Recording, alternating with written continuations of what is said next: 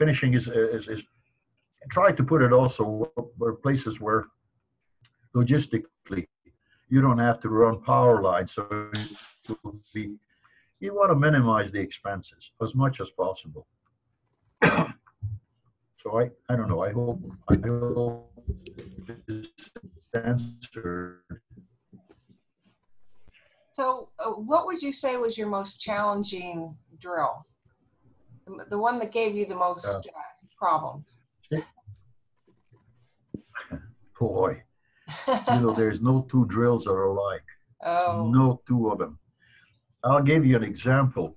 This last well I drilled in Kenya for the school. This was sponsored by the Rotary Club of Santa Barbara.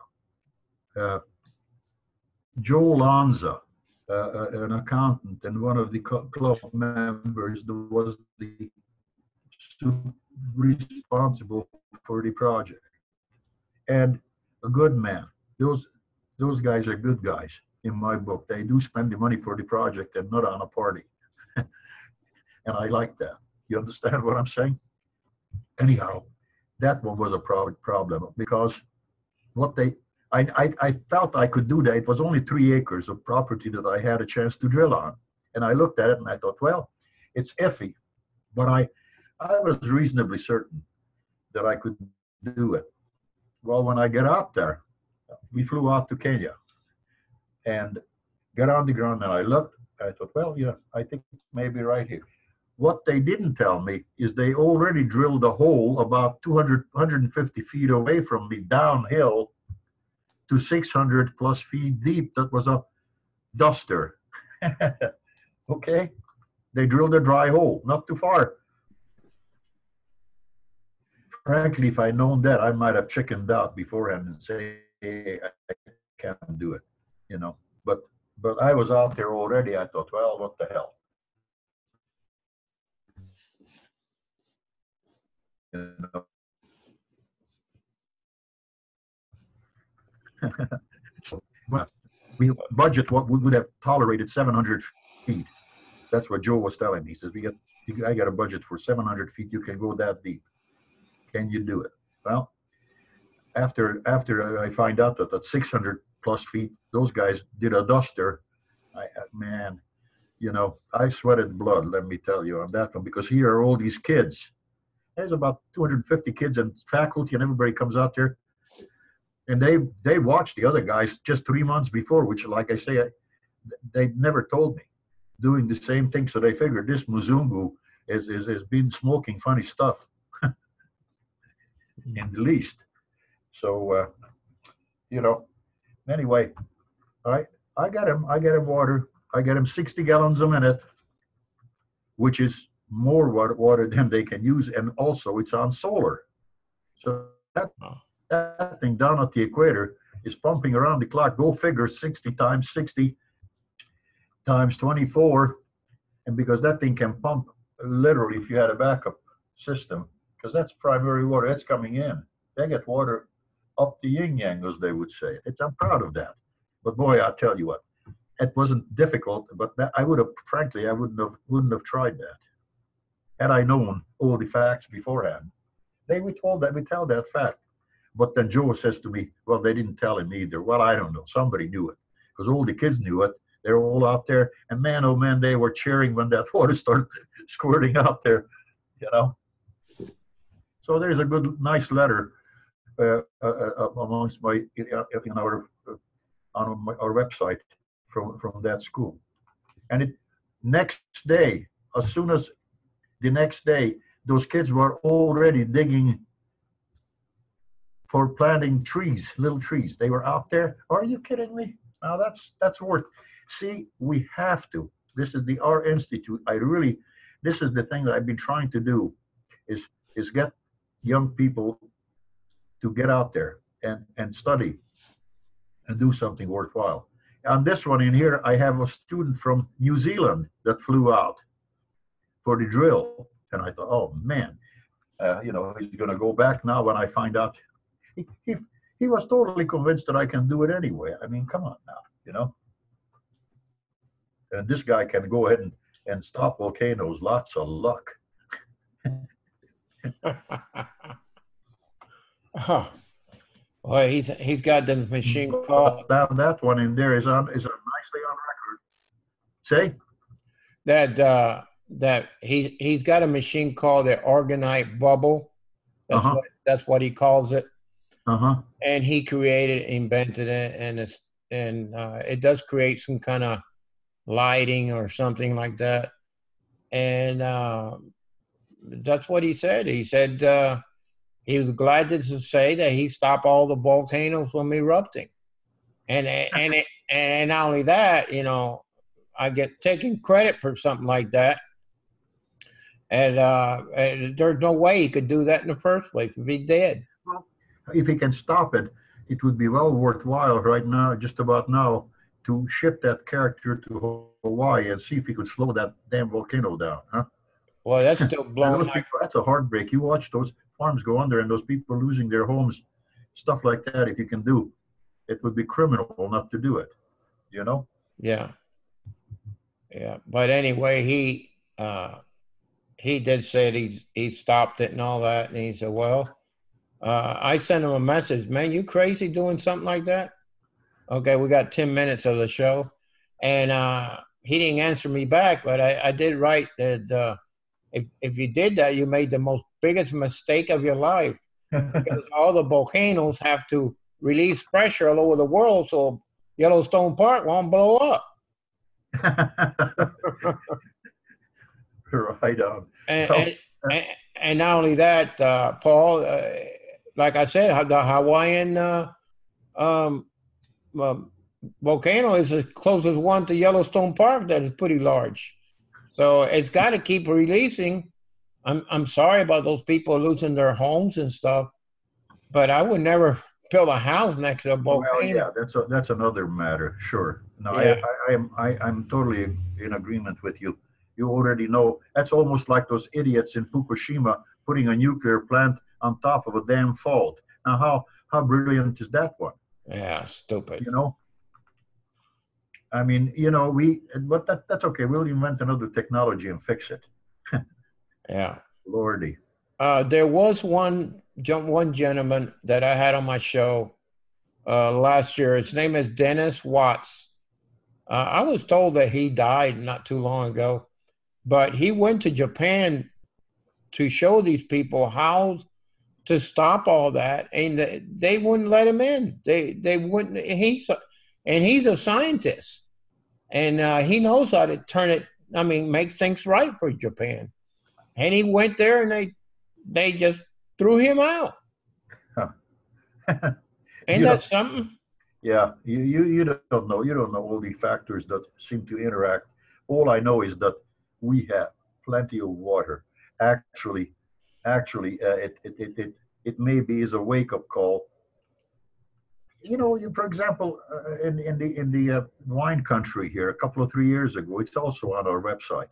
When after that earthquake, those guys were in the middle of a drought too. I mean, everybody, oh God, we don't have enough water. But we had an earthquake about I think it was 6.2.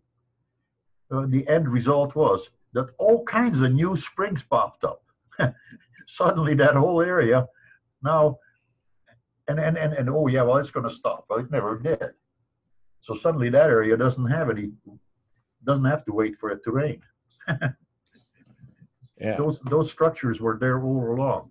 But you see, what happens is that they're horizontal slip faults, and it moved just enough to permit a structure that was connecting to let water to the surface. You follow me? yeah. A Uh, major structure, major movement. Sometimes it does that. Other times, what can happen? It can swallow up a whole bunch of wells. I yeah, mean, that's what this planet is all about, for us to better understand who, what, where, and how. I'm, you know, I want to. I lost one well in 1971 in the Carrizo Plain, very near the San Andreas, up in the Four Corners in Ventura, Santa Barbara, San Luis, and Kern counties, and Steve too. We had a pretty good shake that kind of made a mess of things. And here, I don't know if you guys are old enough to remember that Sylmar quake, but that was a nasty one. And we went back. I went back there to see what happened because the farmer called this guy up there that was farming. He called and says, "My God, I'm going to lose everything." It was in the summer. He didn't. He still needed more water. Well, I went back there, re-drilled both of them. Both Steve says, "Oh, you go on up there and look at mine too." It wasn't too far away from where I was, and we re-drilled that back to business, no problem. It's just sheared off everything. The whole plate moved over a couple of feet, and nothing. You can't stop stuff like that. I'd like to say something, Paul, if you don't Sure. mind. While you were talking just a few minutes ago, I mean, maybe about 5 minutes back, Mm-hmm. I got this message that I receive always from different uh, entities from other star systems. Okay. They told me that they have installed in the Atlantic Ocean and the Pacific Ocean, and they have installed these special kinds of light that is it changes the structure of the frequency of the water of the oceans. Uh-huh. That what it does, it polarizes the frequency of the water as it flowing through the oceans. Uh-huh. And what it does, it polarizes it in a certain kind of frequency and temperature, especially when it's in deep ocean water where the water is very cold, Uh-huh. that the pressure changes. And they have installed something in the ocean that was done when the Earth had 72 billion different people from different star system on Earth, and they actually were becoming too powerful. These different extraterrestrial on the planet, and they self-destruct themselves because they were trying to convert the ocean into a different type of energy device that will give them eternal life and eternal for everything that we're constructing.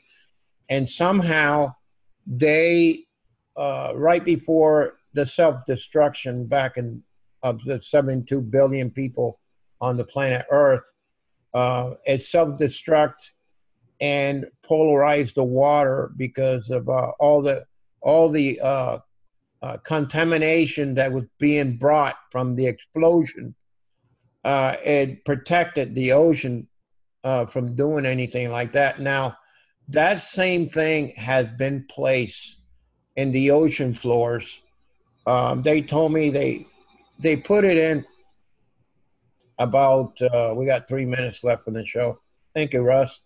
And they have installed it probably about 3 months ago, redone it again, and the water is going to start to clear up in many places, especially where the contamination is the highest, like in the Japan area, northern part of Japan, and elsewhere that's in the Pacific. They considering that the Pacific is more polluted more than the Atlantic Ocean, especially in the whole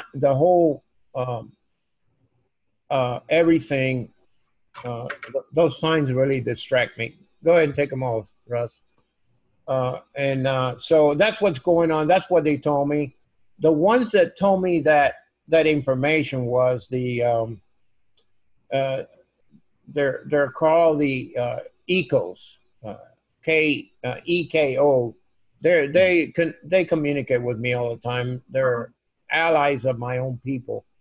I know how well you inform about extraterrestrial that are here on the Earth, especially the light beings and against the dark beings. But well, anyway, I tell you, Max, I've been very, very busy just doing what I've been doing, but also before you cut off, I'd like to thank you for the privilege of being able to share some of these ideas with you guys, and hope people were listening and paying attention, because we do have water, and try to get the younger people enthusiastically get out there and do something in here. We have a life. This planet is very much alive, and it's all of ours. Okay. So once again, thank you for the privilege. Well, you're very welcome, Paul. My website, max21d.com. Please check it out. I will. What is your website? Because we got less than a minute. Less 30 seconds. What is your website, Paul, really quickly?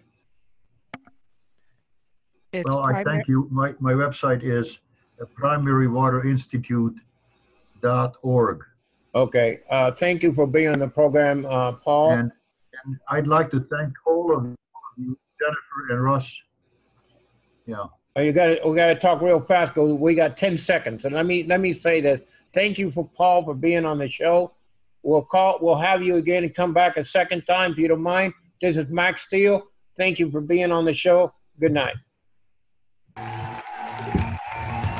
night.